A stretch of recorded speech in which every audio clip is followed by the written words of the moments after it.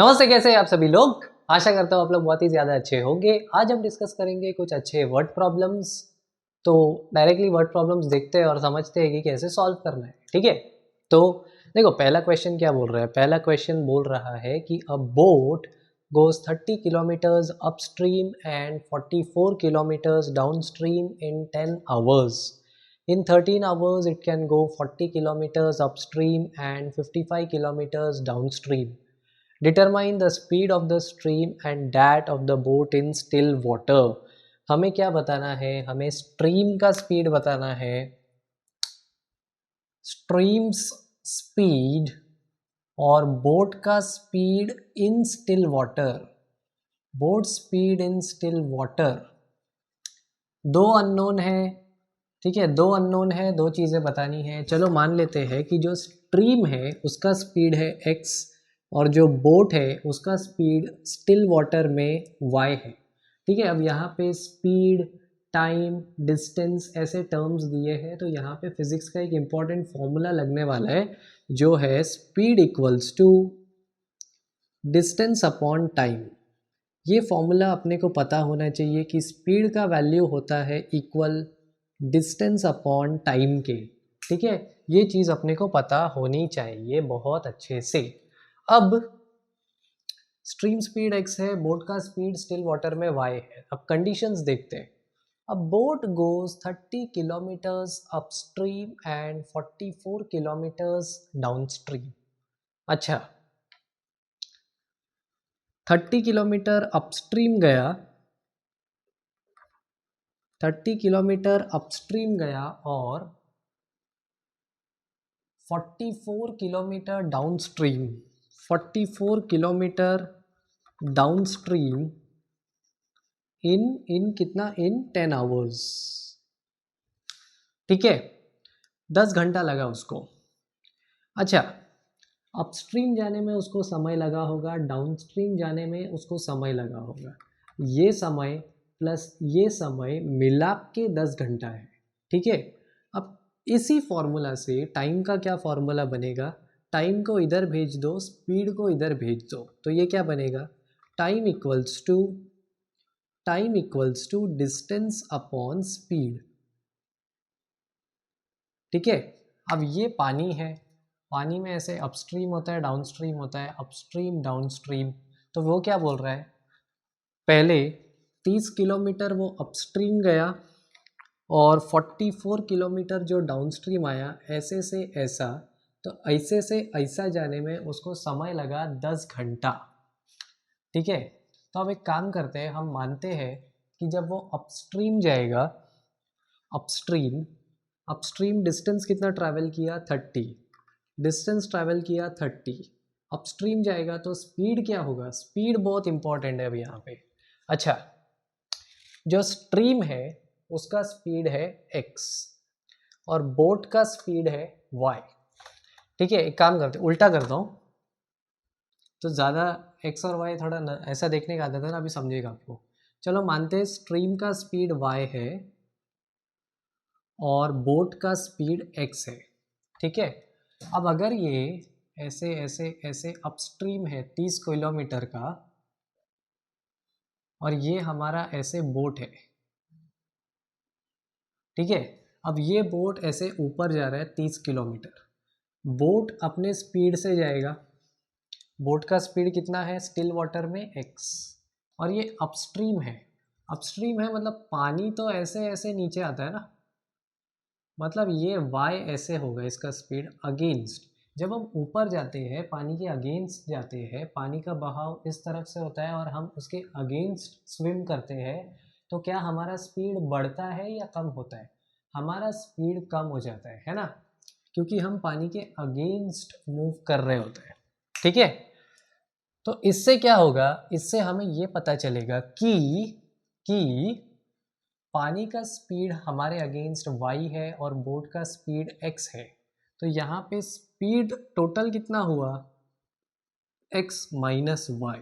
ठीक है, और यहाँ टाइम कितना लगा उसको ऊपर जाने के लिए, टाइम उसको लगेगा डिस्टेंस अपॉन स्पीड। उसने 30 किलोमीटर ऊपर ट्रैवल किया इस स्पीड के साथ, तो टाइम उसको कितना लगा, टाइम उसको लगा distance upon speed x minus y, ठीक है, इतना टाइम उसको लगा अपस्ट्रीम जाने को।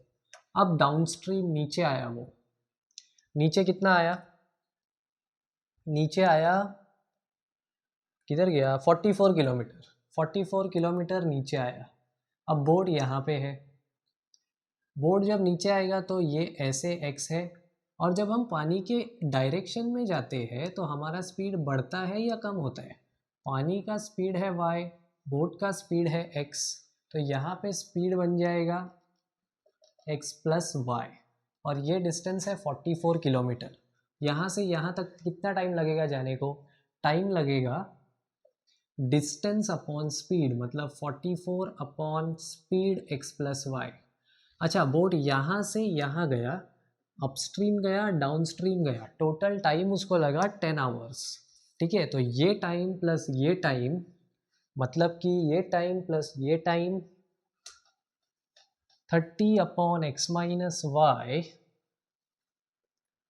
30 upon x minus y plus 44 upon x plus y equal होना चाहिए 10k। So what is this, this is our first relation, ये फर्स्ट रिलेशन हमें मिल गया हमारे इक्वेशन से। अब दूसरा रिलेशन निकालते हैं। दूसरा रिलेशन बोल रहा है कि, दूसरा रिलेशन बोल रहा है इन 13 hours it can go 40 kilometre upstream, in 13 hours it can go 40 kilometre upstream and 55 kilometre downstream. अब 10 के जगह उसको 13 घंटे लग रहे हैं, और अपस्ट्रीम जाएगा, कितना गया अपस्ट्रीम, 40 किलोमीटर अपस्ट्रीम जाएगा। अपस्ट्रीम में हमें पता है स्पीड होगा x माइनस वाई, तो टाइम लगेगा 40 distance upon speed x minus y plus ये अपस्ट्रीम का हो गया 55 अपॉन डाउनस्ट्रीम में स्पीड ऐड हो जाएगा, मतलब x प्लस वाई। ये हमारा सेकेंड रिलेशन हो गया, ठीक है।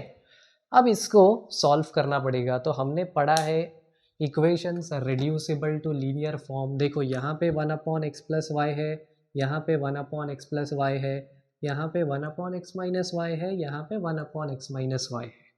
तो एक काम करते हैं, 1 अपॉन एक्स प्लस वाई को m ले लेते हैं, 1 अपॉन एक्स माइनस वाई को n ले लेते हैं, तो क्या होगा, मज़ा आएगा। तो ये बन जाएगा 44m, ये पहले लिख रहा हूँ, ठीक है, 44m plus 30n equals to 10, ये पहला आ जाएगा। और ये पहले लिखता हूँ 55m plus 40n equals to 13। ये दो इक्वेशन हमें मिल जाएंगे। अब ये कैसे सॉल्व होगा, इसको सॉल्व करना है तो एक काम करते हैं, ये 30 है, इसको सब्ट्रैक्ट ही करना पड़ेगा। तो एक काम करते हैं, इसको छोटा करना है कि नहीं, चलो इसको इधर देखो, इधर 40 है, इधर 30 है, n को एलिमिनेट करते हैं। n को एलिमिनेट कैसे करेंगे, 30 और 40 के LCM से पूरे को मल्टीप्लाई करेंगे। तो यहाँ पे अगर 120 होगा और यहाँ पे भी 120 होगा तो ये n हट जाएगा। यहाँ 120 बनाने के लिए 4 से मल्टीप्लाई करना पड़ेगा, यहाँ पे 3 से, ठीक है। तो यहाँ पूरे इक्वेशन को 4 से मल्टीप्लाई करो, इसको 4 से मल्टीप्लाई करो, इसको 3 से मल्टीप्लाई करो, ठीक है। इसको 4 से करेंगे क्या आएगा, 4 4 16, 176m plus 120n equals to 40। इसको 3 से करो, 3 5 15, 165m plus 120n equals to 39। अब इसको सब्ट्रैक्ट करो, सब्ट्रैक्ट क्यों सब्ट्रैक्ट करेंगे, n को हटाने का है। तो ये 120n माइनस 120n हट जाएगा, बचेगा 6 minus 5 1, 7 minus 6 1, 11m equals to 1। तो m का क्या वैल्यू आएगा, m का वैल्यू आएगा 1 अपॉन 11। अगर m का वैल्यू 1 अपॉन 11 आया है तो इधर सब्स्टिट्यूट कर दो, ये बनेगा, ये क्या बनेगा, जबरदस्त बनेगा कुछ तो, 44 into 1/11 plus 30n equals to 10, 11 1 जार 11 4 जार 4 इधर जाएगा, 30n equals to 10 minus 4 6, n equal to 6/30 मतलब 1/5। ठीक है, तो m का वैल्यू आया 1/11 और n का वैल्यू आया 1/5। पर ये m और n आया है दोस्तों, हमें x और y चाहिए, तो रीसब्स्टिट्यूट करना पड़ेगा value. 1/x plus y equal है m के, m मतलब 1/11 और 1/x माइनस वाई इक्वल है n के, n मतलब 1/5। अब ये है x प्लस 5 इक्वल्स टू 11 और ये है x minus y equals to 5। अब x और y में लीनियर इक्वेशन आ गया, कैसे होगा, कुछ नहीं, सब्स्टिट्यूट कर दो या दोनों को ऐड कर दो, दोनों को ऐड करोगे क्या होगा, इधर नीचे लिखता हूँ x minus y equal to 5, दोनों को ऐड कर दो, x प्लस एक्स बन जाएगा 2x plus y minus y cancel हो जाएगा, 11 प्लस 5 बन जाएगा 16, तो x बन जाएगा इक्वल 8, 16/2 8। अगर x 8 है तो y बन जाएगा 11 माइनस 8 यानी कि 3। अब अजम्पशंस देखिए, हमने अज्यूम किया था कि स्ट्रीम का स्पीड y है, मतलब स्ट्रीम का स्पीड है 3 किलोमीटर प्रति घंटा, ऐसे ही कुछ तो बोलते हैं, 3 किलोमीटर्स पर आवर स्ट्रीम का स्पीड हो गया, और x इक्वल टू 8 मतलब बोट का speed in still water is 8।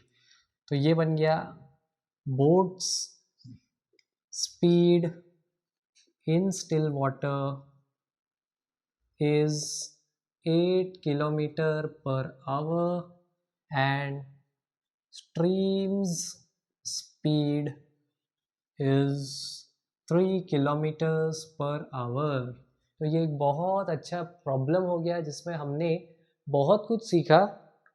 एक बड़े इक्वेशन को, जैसे स्पीड का सबसे पहले फॉर्मूला देखा, फिर अपस्ट्रीम डाउनस्ट्रीम के वजह से स्पीड पे क्या फ़र्क आता है वो देखा, उसके बाद हमने एक ऐसा इक्वेशन लिखा, उसको हमने रिड्यूस किया लीनियर इक्वेशन में, उसको एलिमिनेशन से सॉल्व किया, वापस x और y का लीनियर मिला, उसको एलिमिनेशन से सॉल्व किया, और फाइनली ये आंसर जाके मिला है। बहुत अच्छा प्रॉब्लम था ये, ठीक है। ऑलराइट, अब ये इंटरेस्टिंग प्रॉब्लम देखो, इसमें क्या बोला है, 2 women and 5 men can together finish an embroidery work in 4 days, while 3 women and 6 men can finish it in 3 days. Find the time taken by 1 woman alone to finish the work and also that taken by 1 man alone. मतलब क्या निकालना है, अगर एक women काम करेगी सिर्फ तो उसको कितने दिन लगेंगे काम ख़त्म करने को, और अगर सिर्फ एक आदमी काम करेगा तो उसको कितना टाइम लगेगा काम ख़त्म करने को। तो चलो मान लेते हैं, let the time taken by 1 women to finish the work be x। Let the time taken by 1 women to finish her work be x days में बात हो रहा है इसलिए रिस्पेक्टिवली बहुत इंपॉर्टेंट वर्ड है। फिर let the time taken by 1 man to finish, man नहीं आएगा, वुमैन आएगा, to finish her work, her नहीं आएगा यार, हिज आएगा, बी वाई डेज रिस्पेक्टिवली, ठीक है। अच्छा, अगर एक वुमेन को एक पूरा काम करने के लिए x दिन लगते हैं, तो एक बात बताओ, उसी वुमेन को, उस वुमेन ने एक दिन में कितना काम किया। ऐसा समझो कि अगर एक वुमेन 4 दिन में काम ख़त्म करती है तो एक दिन में उस काम का कितना हिस्सा कंप्लीट होगा, 1/4, बराबर है कि नहीं। अगर 100% काम करने को 4 दिन लगता है तो आज एक दिन में कितना काम होता है, 25%, 25% काम हुआ होगा, अगले दिन 50% काम, फिर 75, फिर 100, है ना। अगर टोटल काम करने को 4 दिन लग रहा है तो आज के दिन काम का सिर्फ 1/4 हिस्सा हुआ होगा, है कि नहीं। तो अगर हम मान रहे हैं कि एक वुमेन को पूरा काम करने के लिए x दिन लगता है, तो हर दिन वो कितना काम करती है, उसका काम कितने के इक्वल है, 1/x। सिमिलरली अगर मैन को पूरा काम खत्म करने को y दिन लग रहा है, तो एक दिन में वो कितना काम कर पाता है, 1/y। एक वुमेन 1/x काम करती है, तो दो वुमेन कितना करेगी, 2 इंटू 1/x। तीन वुमेन कितना करेगी, 3 इंटू 1/x। ये कितने दिन का काम है, एक ही दिन का काम है, ठीक है। तो पहला है 2 वुमेन एंड 5 मेन, मतलब 2 वुमेन ने एक दिन में काम किया 1/x और 5 मेन ने एक दिन में काम किया 1/y। अब टोटल काम कितने दिन में ख़त्म हुआ, उसमें दिया है 4 दिन में, तो एक दिन में कितना काम हुआ होगा, 1/4। तो ये पहला कंडीशन आ गया। दूसरा कंडीशन क्या है, दूसरा है 2 की जगह 3, 3 वुमेन मतलब 3 इंटू 1/x, 6 मेन मतलब 6 इंटू 1/y। कितने दिन में ख़त्म हुआ, 3, तो एक दिन में कितना हुआ होगा, 1/3। सिंपल। अब यहाँ 1/x है, 1/x है, 1/y है, 1/y है, m ले लो, n ले लो, m ले लो, n ले लो, कैसा दिखेगा, 2m plus 5n equals to 1/4 and 3m plus 6n equals to 1/3। अब यहाँ डिनोमिनेटर में 4 आया है, हटा दो, पूरे इक्वेशन को 4 से मल्टीप्लाई करो। इसको 4 से मल्टीप्लाई करेंगे क्या होगा, 8m plus 20n equals to 1। इसको 3 से मल्टीप्लाई करेंगे क्या होगा, 9m plus 18n equals to 1। अब क्या करेंगे, अब ना देखो n को हटा दे, ठीक है, या चलो m को हटा दे। m को हटाने के लिए यहाँ 8 और 9 का LCM लेना पड़ेगा। 8 और 9 का LCM होगा 72।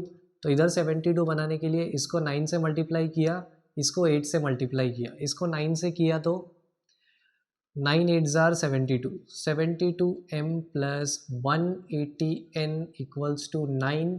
पूरे को 9 से किया, इसको 8 से किया तो 72m प्लस 18 8 ज़ार पता नहीं कितना होता है, 8 8 ज़ार 64, 8 1 ज़ार 8, 144। होप सो बराबर है 144n इक्वल्स टू 8। अब सब्ट्रैक्ट कर देंगे, सब्ट्रैक्ट एंड सब्ट्रैक्ट, तो ये बनेगा 10 4 6 7 4 3 36n इक्वल्स टू 1। तो n का वैल्यू आ गया 1/36। अगर n का वैल्यू 1/36 है तो यहाँ सब्सटीट्यूट कर दो, 3m का वैल्यू होगा इक्वल 1/3 माइनस 6 इंटू n मतलब 1/36। तो ये है 6 1 ज़ार 6 6 ज़ार, ये बनेगा 13 माइनस 1/6। अब ये क्रॉस मल्टीप्लाई करो, या चाहिए तो यहाँ 2 बनाओ, यहाँ 6 बनाओ, ठीक है, ये बन जाएगा 1/6। क्या 1/6 है, 3m 1/6 है, तो m कितना है, 1/18। अब x m क्या है, 1/x, मतलब x का वैल्यू कितना आया, 1/x का वैल्यू क्या आया, ये n है 1/36, तो 1 m का वैल्यू 1/x है, मतलब 1/x का वैल्यू 1/18 है, और n का वैल्यू मतलब 1/y का वैल्यू 1/36 है। तो x हो गया 18, y हो गया 36। अब x 18 है, मतलब क्या, एक औरत को 18 दिन लगेंगे काम ख़त्म करने को और एक पुरुष को 36 दिन लगेंगे काम ख़त्म करने को। मतलब यहाँ पे वापस से नारी शक्ति जिंदाबाद, ठीक है। अब इस प्रॉब्लम में क्या बोला है, Roohi travels 300 kilometres to her home partly by train and partly by bus. She takes 4 hours if she travels 60 kilometers by train and the remaining by bus. If she travels 100 kilometers by train and the remaining by bus, she takes 10 minutes longer. Find the speed of the train and the speed of the bus respectively. क्या पूछा है, train का speed और बस का speed ना, तो चलो मान लेते हैं speed of train speed of train x है मान लो, और स्पीड ऑफ बस इक्वल है y की। यहाँ पे अगेन हमें पता होना चाहिए कि speed is equal to distance upon time. ये रिलेशन नहीं पता है, प्रॉब्लम सॉल्व नहीं होगा। बहुत अच्छे से आपको ये इक्वेशन याद होना चाहिए फिजिक्स का कि speed equals to distance upon time. अब रूही रोज 300 किलोमीटर ट्रैवल करती है, आधा ट्रेन से, आधा नहीं, थोड़ा ट्रेन से थोड़ा बस से। She takes 4 hours if she travels 60 kilometre by train. 60 kilometres train से किया, उसका टोटल जर्नी कितना है 300 किलोमीटर्स का। 60 किलोमीटर्स ट्रेन से किया, 240 किलोमीटर्स बस से किया, तो टाइम कितना लगा 4 आवर्स। ठीक है, she takes 4 hours if she travels 60 kilometres by train. If she travels 100 kilometres by train, 100 kilometres अगर उसने ट्रेन से ट्रैवल किया और बाकी का 300 है तो 200 किलोमीटर बस से ट्रैवल किया, then she takes 10 minutes longer. 10 minutes longer मतलब क्या, कितना टाइम लगा, आवर्स में है तो 4 hour plus 10 minutes, 4 hours 10 minutes. ठीक है, अब देखते हैं ये कैसे होगा। कैसे होगा ये, ट्रेन से ट्रैवल करती है, बस से ट्रैवल करती है, तो ट्रेन का टाइम प्लस बस का टाइम इक्वल होगा 4 घंटे के, और वापस से ट्रेन का टाइम प्लस बस का टाइम इक्वल होगा 4 घंटा 10 मिनट के। पर सवाल ये है कि वो ट्रैवल कैसे कर रही है। ठीक है, यहाँ पे उसको कितना टाइम लगेगा ट्रेन से ट्रैवल करने को। अच्छा, ट्रेन से उसने डिस्टेंस ट्रैवल किया 60 किलोमीटर, और ट्रेन से अगर ट्रैवल कर रही है तो ट्रेन के स्पीड से करेगी, मतलब x स्पीड से। तो डिस्टेंस है 60, स्पीड है x, तो टाइम इधर ले लो, स्पीड इधर लिख दो, स्पीड इधर लिख दो, टाइम इधर लिख दो। तो टाइम का फॉर्मूला है डिस्टेंस अपॉन स्पीड। डिस्टेंस है 60, स्पीड है x, तो टाइम लगेगा 60 अपॉन x। ये ट्रेन का टाइम लगा, प्लस प्लस ये ट्रेन का टाइम लगा, प्लस बस का टाइम कितना लगेगा। डिस्टेंस ट्रैवल किया 240, स्पीड है उसका y, distance upon speed equal होता है टाइम। ये दोनों टाइम इक्वल होना चाहिए 4 आवर्स के। ठीक है, 4 आवर्स को एक काम करते हैं, मिनट्स में कन्वर्ट करते हैं। 1 आवर होता है 60 मिनट, तो 4 आवर होगा 4 इंटू 60 मिनट, मतलब कितना 240 मिनट्स। सिंपल, तो ये बन गया 240 मिनट्स। ठीक है, ये पहला रिलेशन आ गया। दूसरा रिलेशन उसने दूसरे में ट्रैवल किया, दूसरे केस में 100 किलोमीटर ट्रेन से ट्रैवल किया, तो टाइम लगेगा 100 अपॉन एक्स, प्लस 200 किलोमीटर बस से ट्रैवल किया, टाइम लगेगा 200 अपॉन वाई। टोटल टाइम उसको लग रहा है 4 आवर्स 10 मिनट्स। 4 आवर्स मतलब 240 मिनट, और अगर सेकेंड केस है तो 10 मिनट और लग रहा है, मतलब 240 प्लस 10 250 मिनट्स। तो ये हमारे पास मस्त दो रिलेशन आ गए। अब इसको सिंप्लीफाई करेंगे। सबसे पहले तो हर जगह ज़ीरो है, ज़ीरो गया, ज़ीरो गया, ज़ीरो गया। पूरे को 6 से डिवाइड कर दो, क्या बनेगा 1 अपॉन एक्स प्लस 24 अपॉन 6, मतलब 4 अपॉन वाई इक्वल टू 4। ठीक है, पहला रिलेशन। यहाँ पे भी ज़ीरो गया, ज़ीरो गया, ज़ीरो गया। ठीक है, हर जगह 5 से डिवाइड कर दो, क्या आएगा, ये बनेगा 2 upon x plus 4 upon y equals to 5। अब क्या 1 अपॉन एक्स एम है तो 1 अपॉन वाई एन है। अगर 1 अपॉन एक्स एम है तो 1 अपॉन वाई एन ले लो। ये कैसा दिखेगा, m plus 4n, m plus 4n, m plus 4n equals to 4 and 2m plus 4n equals to 5। Subtract कर दो, सब्ट्रैक्ट करते ही n उड़ जाएगा, बचेगा -m इक्वल टू -1, मतलब m का वैल्यू 1 आएगा। अगर m का वैल्यू 1 आता है, अगर m का वैल्यू कितना, हाँ ये रहा, m का वैल्यू 1 आता है तो n का वैल्यू आएगा, 4n का वैल्यू कितना आएगा, 4n का वैल्यू आएगा 4 माइनस m, 4 माइनस m मतलब 4 माइनस 1, n का वैल्यू आएगा 3/4। अब देखो ये जो है 1, m का वैल्यू है 1/x, मतलब 1/x का वैल्यू 1 है, मतलब x का वैल्यू 1 है, और n मतलब 1/y, 1/y अगर 3/4 है तो y हो गया 4/3। अभी देखो हमने क्या माना है, स्पीड ऑफ ट्रेन x, ये जो आया है ना दोस्तों, स्पीड जो आया है ना हमारा, हमने क्या किया, हमने जो टाइम लिया ना, टाइम हमको आवर्स में दिया था, हमने उसको मिनट्स में कन्वर्ट किया। तो ये जो स्पीड आया है, ये स्पीड है 1 किलोमीटर पर मिनट, ठीक है, ये x का स्पीड हो गया, और y का आया है 4/3 किलोमीटर पर मिनट, पर हमें किलोमीटर पर आवर में आंसर चाहिए।